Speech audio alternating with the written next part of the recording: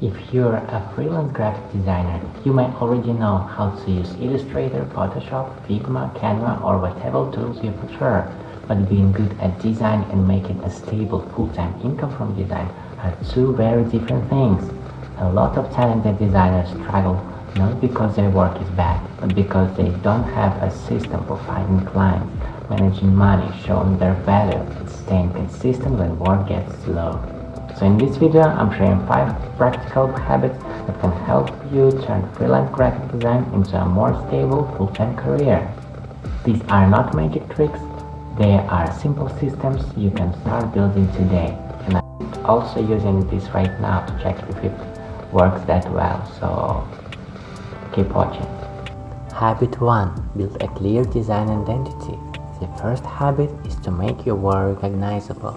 You do not need to limit yourself to one tiny niche forever, but you should make it easy for people to understand what kind of designer you are and what kind of work they can hire you for. When a potential client visits your Instagram, Behance, website or portfolio, they should quickly understand what you design, who you design for, what your style or strengths are, why they should choose you. For example, maybe you specialize in clean brand identities for small businesses. Maybe you create bold social media visuals for restaurants and cafes. Maybe you are great at minimal packaging design, music artwork, or presentation design. Your portfolio does not need to show every project you have ever made. In fact, showing everything can make you look less focused. Instead, choose work that represents the type of projects you want more of. Treat your freelance work like a business. A lot of freelancers receive money from a client and immediately think, great, I made money. But the full payment is not always your real income. You may need to pay for software, fonts, stock images, internet, equipment, taxes, advertising, or freelance platforms. You may also have months when projects are slow. So habit number 2 is creating a simple financial routine. You do not need to become an accountant overnight. Just start by tracking 3 things: how much money comes in, how much money goes out, and how much you need to earn every month to support yourself. You can use a spreadsheet, a budgeting app, or a simple notes document. The important part is consistency. Every time you receive a payment, decide where it goes. Set aside money for business expenses and saving before you spend it. This gives you a much more realistic picture of whatever your freelance work is becoming sustainable, and it helps you stop undercharging just because a project sounds exciting. Habit 3. Protect your time and stop doing everything manually. When you work for yourself, design is only one part of the job. You also answer emails, write proposals, send invoices, schedule calls, revise files, organize feedback, create content, look for clients, and probably do many other small tasks. The problem is that these tasks can take up more time than actual design work. So, once a week, look at where your time went. Ask yourself, what tasks keep repeating? What tasks take too long? What tasks could be simplified with a template? What tasks could be automated or eventually outsourced?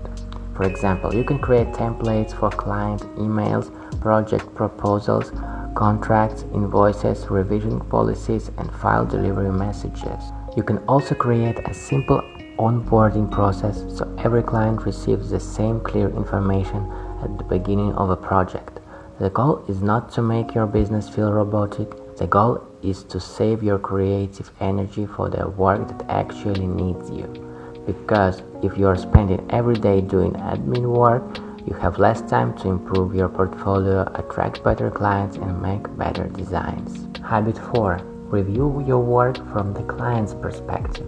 Designers often look at their content and portfolio as designers. We focus on typography, composition, colors, mockups, and whether the visuals look good. But clients often look at your work differently. They are thinking, can this person solve my problem? Do they understand my business? Will they be easy to work with? Can I trust them with my brand? What result will I get? So do not only show the final design, show the thinking behind it. Instead of posting, "Here is a logo I made," try explaining, "This brand identity was created to help a small cafe feel more modern and memorable. I used warm colors and simple typography so the brand feels friendly, local, and easy to recognize." That small change makes your work feel more valuable because it shows that you are not just decorating something, you are making design decisions with purpose.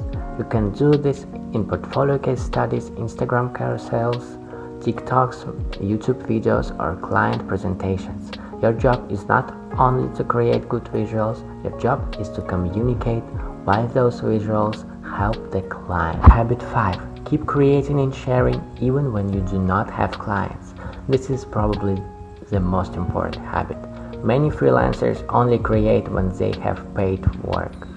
Then, when clients disappear, their portfolio stops growing, their social media becomes inactive, and they start feeling stuck.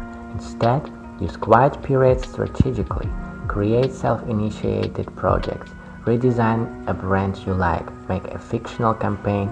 Improve an old project. Practice a new skill. Share your process.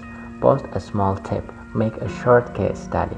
You do not need to publish perfect work every day, but you do need to stay visible.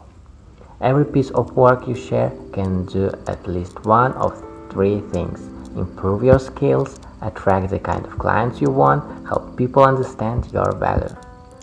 Over time, it creates momentum, and momentum is extremely important when you are trying to move from occasional freelance projects to full-time design work. Here are the 5 habits. Build a clear design identity. Treat your freelance work like a business. Protect your time with systems and templates. 4. Show your work through the client's perspective. And 5. Keep creating and sharing consistently. Going full-time as a freelance graphic designer usually does not happen because of one viral post or a lucky client.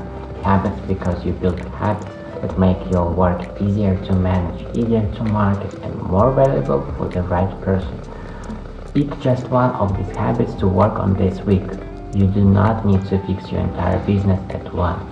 Which habit do you need to improve most right now? Finding clients, managing money, building your portfolio, or staying consistent? Let me know in the comments. Bye.